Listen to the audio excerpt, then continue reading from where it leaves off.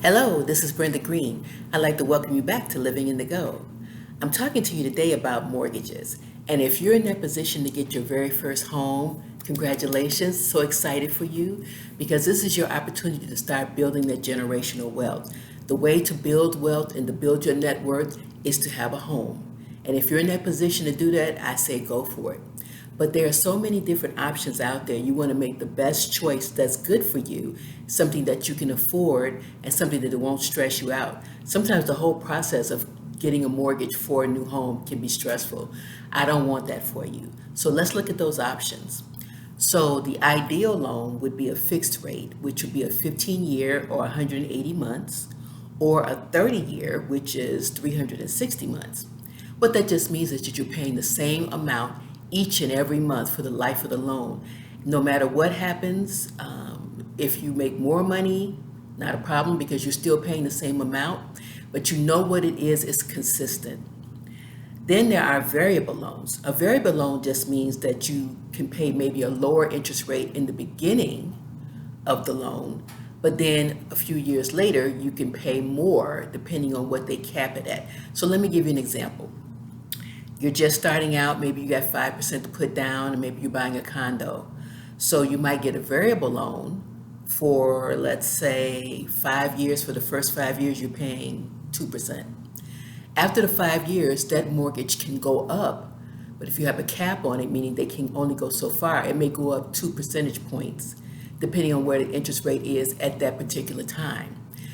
And you pay that low rate for the first 5 years, and at the end of that time, the end of that part of the term, if you want to move to get a bigger house, you can go ahead and sell and get rid of that mortgage and get something else. So it gives you that flexibility. That's why it's variable. And it can go anywhere from a 3-year to a 5-year. They're called ARMs because they're adjustable rate mortgages.